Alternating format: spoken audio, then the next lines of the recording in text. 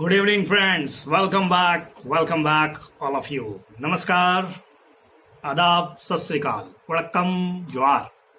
आप सबका हार्दिक स्वागत है मेरे इस यूट्यूब चैनल में, जहां पर नए नए सोर्सों के माध्यम से मैं आपको ज्ञान वर्धन कर रहा हूं। हो सकता है आप बोरिंग हो रहे हो, क्योंकि ये विद्या का ज्ञान है भैया, आसानी से मिल जाता है तो मजा नहीं आता है। और आप आजकल लगातार शॉर्ट वीडियोस देखने में बिजी हैं।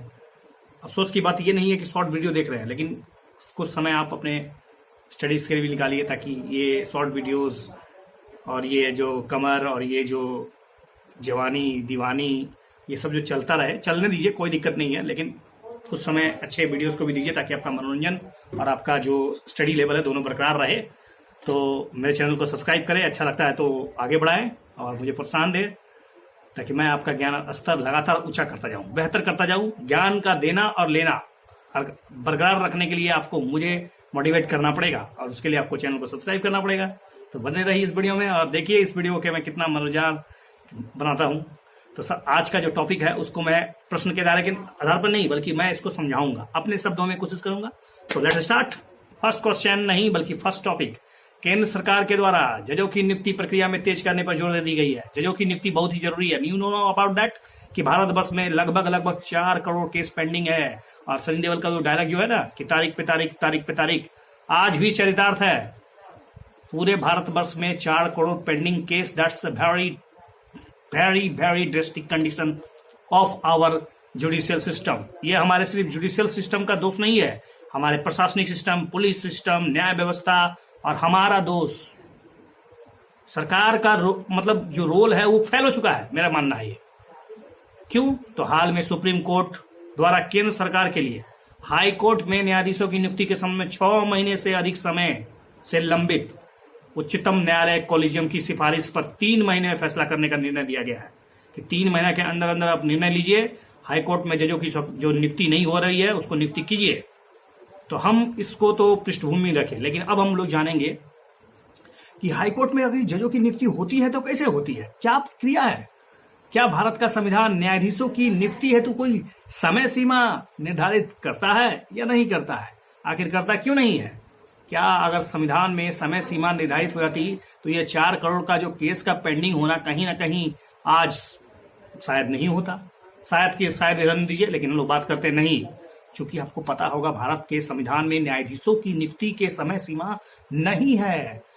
एक मतलब इसको इंग्लिश में बोलते हैं मेमोरेंडम ऑफ प्रोसीजर, MOP, जिसको हिंदी में कहें एक प्रक्रिया ज्ञापन के माध्यम से सरकार और न्यायपालिका नियुक्ति प्रक्रिया के संबंध में गाइड किया जाता है।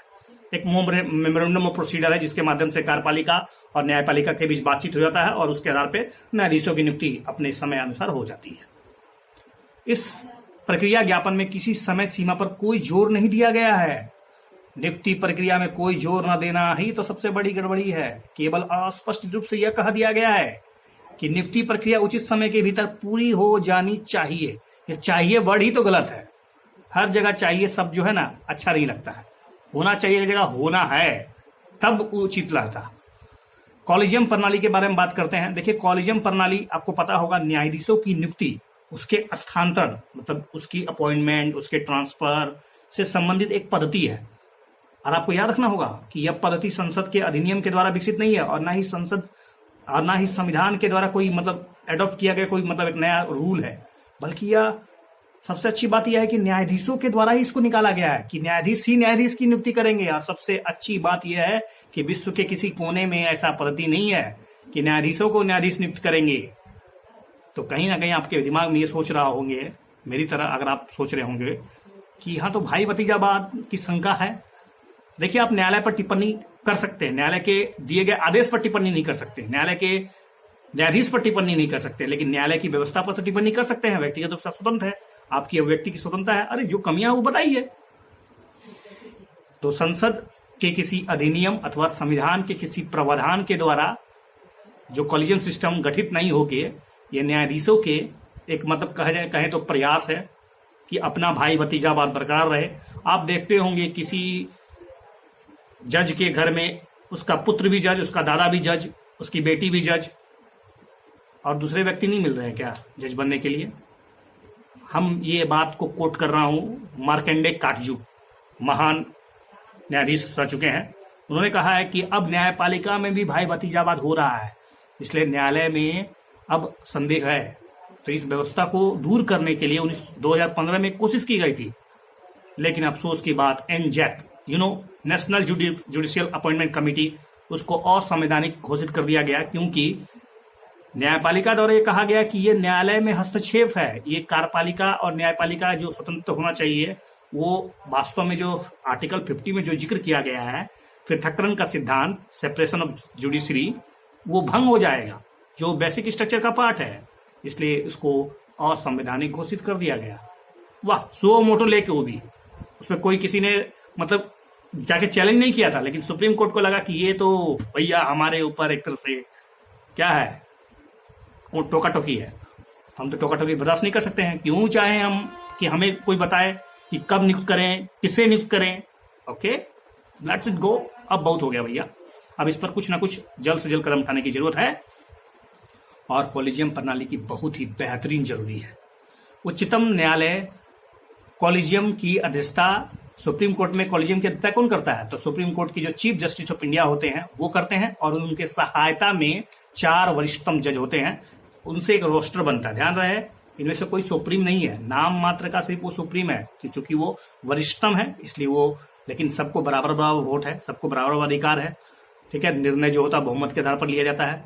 यहाँ पर तो सही है। हाईकोर्ट में भी यही हाल है कि यहाँ अध्यक्ष जो है उच्च न्यायालय, जो संबंधित उच्च न्यायालय है उसका मुख्य न्यायाधीश, और इसमें संबंधित 4 अन्य वरिष्ठतम न्यायाधीश शामिल होते हैं। ठीक है, तो अब हम लोग आते हैं, संविधान में कुछ बताया गया है कि संविधान में किस प्रकार से हाईकोर्ट या सुप्रीम कोर्ट के जजों की नियुक्ति होती है। भारत के संविधान के अनुच्छेद 124 के सब क्लोज 2 में 102 सब क्लोज 2 के अंतर्गत यह कहा गया है कि उच्चतम न्यायालय और राज्यों के हाईकोर्ट यानी उच्च न्यायालयों में ऐसे न्यायाधीशों से परामर्श करने के बाद, जिन्हें राष्ट्रपति को लगता है कि परामर्श करना चाहिए, आवश्यक समझे, राष्ट्रपति अपने हस्ताक्षर और मुद्रा सहित अधिपत्र द्वारा उच्चतम न्यायालय के न्यायाधीशों को नियुक्त करेगा। शॉर्ट में कहें तो सुप्रीम कोर्ट और हाई कोर्ट के जजों की नियुक्ति जो होता है वो राष्ट्रपति के द्वारा होता है। उसी प्रकार से हाई कोर्ट में भी जजों की नियुक्ति राष्ट्रपति के द्वारा ही होती है, लेकिन इसके लिए सुप्रीम कोर्ट के चीफ जस्टिस ऑफ इंडिया का मतलब परामर्श अति आवश्यक है। हाईकोर्ट के मुख्य न्यायाधीश की नियुक्ति राष्ट्रपति के द्वारा मुख्य न्यायमूर्ति और उस राज्य के राज्यपाल के परामर्श के बाद किया जाता है। और ध्यान रहे कि हाईकोर्ट के अन्य जजों की नियुक्ति करते समय राज्यपाल उस राज्य के मुख्य न्यायाधीश, उस राज्य के हाईकोर्ट के मुख्य न्यायाधीश से भी परामर्श लेना अनिवार्य होता है। Okay, I think you got the concept in this video. I mean in this topic I will discuss about collegium प्रणाली क्या है, सुप्रीम कोर्ट और हाईकोर्ट में जजों की नियुक्ति कैसे होती है, उनका सेवानिवृत्ति कब होता है, आप मुझे बताइए कमेंट सेक्शन में। चलिए, अगला है फिर न्यायाधीश से ही टॉपिक है, तदर्थ न्यायाधीश। जो तदर्थ न्यायाधीश की बात करेंगे हम लोग, क्योंकि बहुत से पेंडिंग केसेस पड़े हुए हैं, तो तदर्थ न्यायाधीशों की नियुक्ति का मार्ग एक प्रश्न किया गया है। इसके बारे में आपको बताया जाएगा कि लगभग आपको पता होगा, हाईकोर्ट में लगभग 57 लाख लंबित मामलों के कार्य सूची में अचानक वृद्धि बताते हुए उच्चतम न्यायालय ने पिछले शेष कार्य यानी बैकलॉग को समाप्त करने के लिए आर्टिकल 224 का ए का प्रयोग करते हुए 2 से 3 साल की अवधि के लिए तदर्थ न्यायाधीशों के रूप में उच्च न्यायालय के सेवानिवृत्त न्यायाधीशों को नियुक्त करने का मार्ग का रास्ता खोल दिया है। अब मतलब एडहॉक बेस पे जजों की नियुक्ति हाईकोर्ट में होगी, ताकि जल्दी से जल्दी केस का निपटारा हो पाए, और इसका जिक्र आर्टिकल 224 के ए में है। ओके, अब हम इसमें बात करेंगे आर्टिकल 224 का ए क्या कहता है। आर्टिकल 224 के अंतर्गत संविधान में तदर्थ न्यायाधीश यानी एडहॉक जजेज की नियुक्ति संबंधित बातें बताई गई है। इस अनुच्छेद का प्रयोग कभी कभी होना चाहिए या किया जाता है।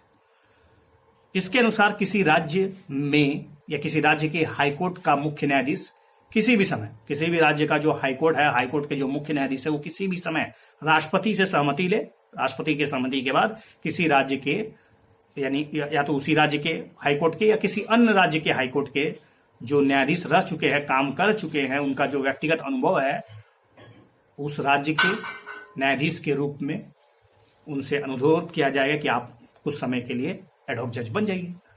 तो ऐसा हो सकता है।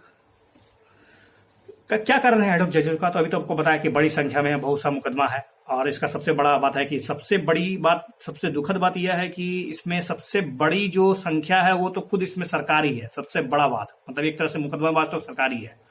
और एक तो बजट आवंटन बहुत कम है न्यायपालिका को। सकल घरेलू उत्पाद का मतलब 0.08% या से लेकर 0.09% हम लोग को न्यायपालिका के लिए खर्च किया जाता है। और लगातार तारीख पे तारीख, you know about that dialogue is very famous by Sunny Deol, and it is reality of the life. ये सच है भारत की न्यायपालिका के मतलब एक तरह से कहा तो न्यायिक सिस्टम के लिए। और नियुक्तियों में देरी हो रही है इसलिए कर सकते हैं। तो इस टॉपिक में मैंने आपको बताया कि एडहॉक जजेस क्या होते हैं, एडहॉक जजेस की नियुक्ति क्यों होती है, और आज लंबित केसों की संख्या क्यों बढ़ रही है। अब संविधान का अनुच्छेद 223, आर्टिकल 223 अभी चर्चा में है, क्योंकि भारत के राष्ट्रपति ने संविधान के आर्टिकल 223 के जो निहित जो पावर है, जो अधिकार है, उसका प्रयोग करते हुए कलकत्ता हाईकोर्ट के न्यायालय के जो वरिष्ठतम न्यायमूर्ति जिसका नाम है राजेश बिंदल, श्री राजेश बिंदल को कलकत्ता उच्च न्यायालय का मुख्य न्यायाधीश नियुक्त किया है। अब आते हैं, that's not important the part, but important part के आर्टिकल 223 कहता क्या है। कार्यवाहक मुख्य न्यायाधीश की नियुक्ति। कार्यवाहक मुख्य न्यायाधीश को क्या होता है, अभी पहले आपको कॉलेजियम सिस्टम समझाया गया। हाई कोर्ट सुप्रीम कोर्ट के जजों की नियुक्ति, उसका ट्रांसफर, उसके प्रमोशन की बात की गई। उसके बाद फिर हाई कोर्ट में जजों की नियुक्ति के साथ साथ एडहॉक जजेस के बारे में बताया गया 224A के बारे में। उसके बाद 223 के बारे में बताया जा रहा है कि कार्यवाहक मुख्य न्यायाधीश, ध्यान रहे कार्यवाहक मुख्य न्यायाधीश होता है किसी हाई कोर्ट के मुख्य न्यायमूर्ति का पद अगर किसी कारणवश या फिर वो मुख्य न्यायमूर्ति अनुपस्थित है, किसी भी कारणवश अगर वो वैकेंट है, वो सीट खाली है, तो वहां पर कार्यवाहक मुख्य न्यायाधीश की नियुक्ति की जा सकती है। राष्ट्रपति के द्वारा न्यायालय के अन्य न्यायाधीशों से किया जा सकता है।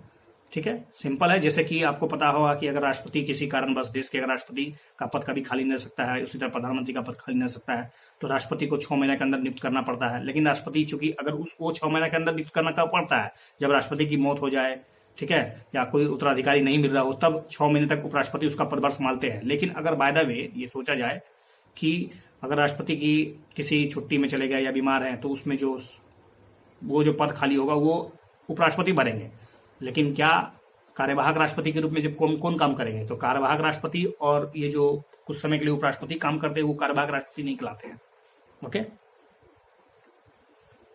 अब हम पढ़ेंगे ट्राइब्यूनल्स के बारे में। अधिकरण, सुव्यवस्थीकरण और सेवा शर्तें अध्यादेश 2021 हाल में ही भारत के राष्ट्रपति के द्वारा अधिकरण सुधार यानी सुव्यवस्थीकरण और सेवा शर्तों अध्यादेश 2021 के तहत ट्राइब्यूनल्स रिफॉर्म यानी rationalisation and condition of service ordinance 2021 इस अध्यादेश के माध्यम से कुछ परिवर्तन किए गए हैं और ये परिवर्तन आपको बताए जाएंगे।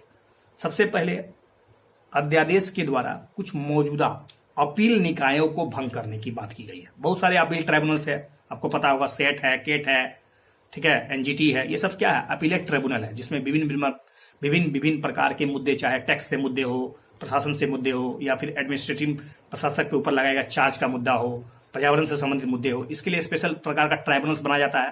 ठीक है, तो इस अधिकांश जो ट्राइब्यूनल्स है उसकी जो अपील निकाय है उसको अब रैशनलाइज करने की बात की जा रही है, उसको कम करने, उनके कार्यों और के अन्य जो मौजूदा न्यायिक निकाय है उसको ट्रांसफर कर दिया जाएगा।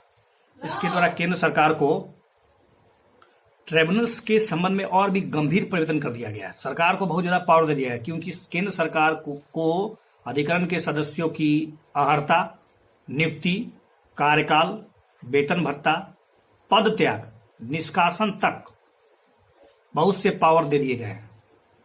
इसके तहत खोज और चयन समिति की सिफारिश के आधार पर ट्राइब्यूनल्स के अध्यक्ष और उसके सदस्यों को केंद्र सरकार के द्वारा नियुक्त किया जाएगा। साथ ही साथ समिति की अध्यक्षता भारत के मुख्य न्यायाधीश या उनके द्वारा नामित सर्वोच्च न्यायालय के न्यायाधीश के द्वारा किया जाएगा। और ये ट्राइब्यूनल्स जो होगा, ट्राइब्यूनल्स का अधिकरण का जो अध्यक्ष होगा वो 4 वर्ष तक या 70 वर्ष जो पहले हो पद धारण करेगा। और अधिकरण के जो अन्य सदस्य होंगे उनका कार्यकाल 4 वर्ष की अवधि होगी, अथवा 67 वर्ष जो पहले हो अपने पद पर बने रहेंगे। तो आपको कुछ शंका लग रहा हो कि इसमें एक तो सरकार को ज्यादा पावर दे दिया गया, उसकी नियुक्ति, उसका निष्कासन, उसका ट्रांसफर, उसका पद, उसका पैसा, everything will be determined by the government of India. That means, it would be some doubt about that. इससे सरकार पर एक संदेह का वातावरण क्रिएट हो जाएगा कि ट्राइब्यूनल्स को क्या रेगुलेट किया जाएगा सरकार के द्वारा, क्या ट्राइब्यूनल्स अब सरकार के शिकंजे में होगी, तो कहीं ना कहीं इस तरह से संदेह क्रिएट हो सकता है। हालांकि इसमें कुछ ट्राइब्यूनल्स को बाहर रखा गया है, जैसे कि airport authority of India, trademark अधिनियम, आयकर अधिनियम, सिनेमेटोग्राफी अधिनियम। इससे संबंधित जो मुद्दे होते हैं, उससे संबंधित जो ट्राइब्यूनल्स बनाए जाते हैं, सिनेटोग्राफी जो होता है, सिनेमेटोग्राफी मतलब सिनेमा से जुड़ा हुआ मुद्दा होगा, आयकर से जुड़ा हुआ मुद्दा होगा, ट्रेडमार्क अधिनियम के तहत जो ट्रेड अपील बोर्ड है, जो और भी जो इस तरह के बोर्ड है, उसको बाहर रखा गया है। ये तो रहा ओवरऑल बैकग्राउंड। लेकिन अब मेन बात है कि सबसे पहले आपको नो अबाउट दैट कि व्हाट इज ट्राइब्यूनल्स, ये अधिकरण होते क्या है। ट्राइब्यूनल्स यानी अधिकरण एक अर्ध न्यायिक संस्था होता है। अर्ध न्यायिक मैंने क्वासी जुडिशियल, मतलब आधा आधा जुडिशियल भी होता है और कार्यवाही मतलब कार्यवाही भी होता है, हाफ जुडिशियल, जिन्हें प्रशासनिक विवादों या फिर टैक्स से संबंधित जो विवाद होता है उसको हल करने जैसी समस्याओं का निपटारा करने के लिए गठित किया जाता है। यह विवादों का फैसला करने, दावा करने वाले पक्षों के मध्य मतलब आपस में ट्राइब्यूनल जो बैठा के मीटिंग करा देता है, विवादों को आसानी से इजी तरीके से उसको सॉल्व करा दिया जाता है, ताकि प्रशासनिक निर्णय लेने में, मौजूदा प्रशासनिक निर्णय लेने की समीक्षा करने आदि कार्य करता है। क्या इसका संविधान में कोई जिक्र है ट्राइब्यूनल्स का? कोई भी चीज इसके बारे में संविधान कुछ बकता है या कुछ कहता है? देखिए, शुरुआत में मूल संविधान में 1950 में जो संविधान लागू हुआ था, उसमें इस समय ट्राइब्यूनल्स जैसी कुछ मतलब ऐसी कथा नहीं बकी गई थी। तो मूल रूप से संविधान में ट्राइब्यूनल्स की जिक्र नहीं है। लेकिन 42वां संविधान संशोधन 1976 के द्वारा स्वर्ण सिंह कमेटी की रिपोर्ट के आधार पर आपको बताएंगे कि ट्राइब्यूनल्स का गठन किया गया था। इसके अंतर्गत संविधान में संशोधन किया गया और संविधान में भाग 14A जोड़ा गया और इसमें 2 अनुच्छेद शामिल किए गए। एक अनुच्छेद है 323 का ए, 323 कैपिटल ए, ये प्रशासनिक अधिकरण से जुड़ा हुआ है, मतलब सेंट्रल एडमिनिस्ट्रेटिव ट्राइब्यूनल्स, कैट और सैट। प्रशासनिक अधिकरण लोक सेवा में नियुक्त होने वाले व्यक्ति की भर्ती, उसकी सेवा शर्तों से संबंधित जो विवाद होता है उसको हल करने के लिए एक प्रकार का अर्ध न्यायिक संस्था है। इसके अलावा 323 का बी भी है, जो प्रशासनिक मुद्दों को छोड़कर जो अन्य विषय बच जाता है, चाहे वो टैक्स से जुड़ा हो, औद्योगिक मैटर हो, श्रम विवाद हो, विदेशी मुद्रा, आयात निर्यात का, भूमि सुधार हो और खाद्य सुरक्षा सामग्री हो, मतलब इस तरह की जो नगर संपत्ति हो, इस तरह की कोई भी डिस्प्यूट क्रिएट हो जाए, उस डिस्प्यूट को हल करने के लिए संसद और राज्य विधानमंडल से के अगर मतलब निर्वाचन का कोई मुद्दा हो, किराया और किराएदार के मुद्दे हो इत्यादि के समाधान करने हेतु, मतलब शॉर्ट में कहे तो 323 का ए प्रशासनिक मुद्दे, सिविल सेवकों के पद, उसके कार्यकाल को लेकर कोई भी मुद्दा हो गया उसको फंसा दिया गया या किसी तरह का कोई मुद्दा हो तो ट्राइब्यूनल 323 ए के तहत होगा, चाहे वो सेंटर में हो चाहे स्टेट में, दोनों में। इसके अलावा जो कुछ बच जाएगा ना, चाहे टैक्स से हो, भूमि अधिग्रहण से बिल हो, कुछ भी, तो उसको 323 बी के तहत हल किया जाएगा। Okay, I think in this topic I discussed 323 A, 323 B. उसके बाद प्रशासनिक अधिकरण क्या होता है, प्रशासनिक अधिकरण का क्या काम होता है, उसके अलावा जो शेष अधिकरण होते हैं उनका क्या रोल होता है, ट्राइब्यूनल्स का क्या जरूरी है, आखिर ट्राइब्यूनल्स का गठन 1976 में 1976 में क्यों किया गया, क्या जरूरत थी इसको गठन करने का। ऑलरेडी हमारे पास हाई कोर्ट, सुप्रीम कोर्ट, इसके अलावा अधीनस्थ न्यायालय था ही और उसका जिक्र संविधान में ऑलरेडी ही था, तो क्या जरूरत था कि ट्राइब्यूनल्स का गठन करने का। ये मेंस के लिए बेहतरीन क्वेश्चन ऑलरेडी आ चुका है। एक मतलब कहा गया था, एक प्रश्न मुझे याद जहां तक आ रहा है मैं बताना चाहता हूं आपको कि ट्राइब्यूनल्स, जो हमारे यहाँ बहुत सारे ट्राइब्यूनल्स हैं, आपने देखा कि टैक्स को लेकर अलग है, भूमि को लेकर अलग है, पर्यावरण को लेकर अलग है, या निर्यात आयात हो, या फिर किराया किराएदार हो, संपत्ति से संबंधित हो, भूमि अधिग्रहण से संबंधित, इतने सारे ट्राइब्यूनल्स का होना कहीं ना कहीं न्यायालय में जो काम हो रहा है उस पर एक प्रश्न चिन्ह लगा रहा है। क्या जो होता है इतने सारे ट्राइब्यूनल्स का निर्माण करने का, तो इसको मतलब कंसोलिडेट करके एक छाता नुमा ट्राइब्यूनल बना दिया है, मतलब सारे का सारा मुद्दा एक ही ट्राइब्यूनल में हल हो जाए। इससे संबंधित कुछ बनाया गया था प्रश्न यूपीएससी में, शायद मेंस में 2018 या 19 में आया था। I think you can check about it. अगला प्रश्न है सीबीसी सेंट्रल विजिलेंस कमीशन से, केंद्रीय सतर्कता आयोग। सीबीसी सरकारी संस्थाओं की सतर्कता इकाइयों में तैनात अधिकारियों के स्थानांतरण और पोस्टिंग से संबंधित कुछ दिशा निर्देश जारी किए गए हैं। मतलब जितने भी सीबीसी सेंट्रल विजिलेंस कमीशन में जो काम करते हैं, जो लोग उनके जो कितना साल तक वो काम करेंगे एक ही स्थान पर, और उसका ट्रांसफर होगा तो कैसे होगा, पोस्टिंग होगी कैसे, कहाँ होगी, इसको लेकर कुछ मतलब विवाद उठा हुआ है, या कहे तो मतलब कुछ चेंज किया गया है। तो क्या किया गया है, तो सीबीसी के कार्मिकों के लिए जो विभिन्न स्थानों पर सतर्कता इकाइयों में 2 लगातार पोस्टिंग दी जा सकती है। इनमें से प्रत्येक पोस्टिंग में अधिकतम 3 वर्ष तक तो बिताना ही पड़ेगा। 2 लगातार पोस्टिंग होगी और एक ही स्थान पर आप 3 वर्ष से ज्यादा काम नहीं करेंगे तो अगला जो दूसरा पोस्टिंग होगा वो टोटल मिला के 6 वर्ष तक का ही होगा। जो कर्मी किसी एक स्थान पर 3 साल से अधिक समय तक काम कर चुके हैं, उनमें से अधिकतम समय तक तैनात रह चुके कर्मियों को पहले प्रायोरिटी दिया जाएगा। यही सब ओवरऑल चेंजिंग है, इससे कोई ज्यादा प्रश्न नहीं बनेगा, बस आपको समझना होगा कि क्या जरूरत था। देखिए, सतर्कता विभाग की में चूंकि आप सतर्क रहना भैया। सेंट्रल विजिलेंस कमिश्नर के आजकल कमिश्नर लोग जो है वो हनी ट्रैप में फंस रहे हैं, तो बहुत ही मुश्किल हो चुका है, और कुछ भ्रष्टाचार में भी लिप्त हैं। तो अधिक समय तक कहते हैं ना कि किसी अधिक समय में एक ही जगह में रहने से बपोती हो जाता है वो जमीन, इसलिए उसमें कुछ वही कहते हैं कि सतर्कता विभाग में किसी अधिकारी को लंबे समय तक तैनात रहने से अनावश्यक शिकायत या आरोप में वृद्धि होने लगती है। इसके अलावा अपना स्वार्थ देखने लगते हैं लोग, अपनी जमीन अपना जायदाद बढ़ाने लगते हैं। तो इसी के बारे में ध्यान में रखते हुए कुछ चेंजिंग कर दिया गया कि 2 पोस्टिंग अगर लगातार मिले भी तो आपको लगातार कम से कम, ठीक है, okay, I think you got it, ये तो समझ में आ गया होगा। मेन प्रश्न है कि सीबीसी होता क्या है, सीबीसी का गठन कब किया गया, क्या ये कैसा बॉडी है, ये जानना है प्रीलिम्स के लिए। तो सबसे पहले आपको बताता हूं, CBC central vigilance commission, Hindi में कहें तो केंद्रीय सतर्कता आयोग। 1964 केंद्रीय सतर्कता आयोग सेंट्रल विजिलेंस कमीशन की स्थापना सरकार के द्वारा की गई थी, संथानम की अध्यक्षता में, ताकि भ्रष्टाचार का एक तरह से निवारण हो पाए। बहुत से भ्रष्टाचार बढ़ चुके थे, उसमें एक तरह से कैंची चलाना था। तो उस समय जो एक कार्यकारी, एक मतलब सरकारी ऑर्डर के द्वारा उसको स्थापित कर दिया गया। कोई बॉडी, मतलब ये संवैधानिक बॉडी तो था ही नहीं। दूसरी बात, ये स्टैट्यूटरी बॉडी भी नहीं था, अर्थात ये गैर संवैधानिक भी नहीं था, जिसको सांविधिक बॉडी बोलते हैं।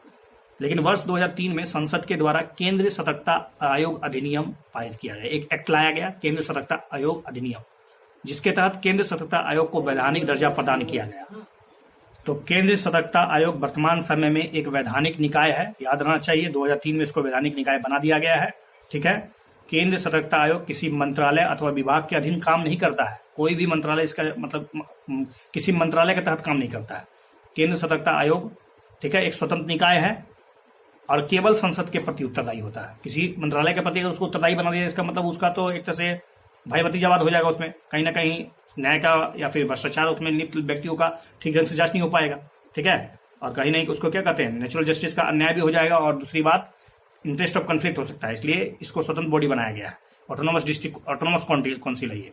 और यह सीधे यह अपनी रिपोर्ट राष्ट्रपति को सौंपता है, और राष्ट्रपति जो है इसके रिपोर्ट को संसद में रखवाता है, ठीक है। तो केंद्र सतर्कता आयोग के समझ कौन कौन शिकायत कर सकता है? क्या आप, हम, समाज के कोई व्यक्ति, जाने माने लोग क्या सीबीसी को शिकायत कर सकते हैं? जी नहीं। इसमें केंद्र सरकार, लोकपाल और सचेतक, विसल ब्लोअर कोई भी कर सकता है, विसल ब्लोअर के अंदर कोई भी आता है, ठीक है। तो कोई भी आप चाहे तो सीबीसी को रिपोर्ट दे सकते हैं। Okay, this is sufficient for this video. I think you love this video. If you love this video and you love this the manner of the teaching, please से something. If you want to correction something on it, tell me. Thanks a lot for watching this video once again.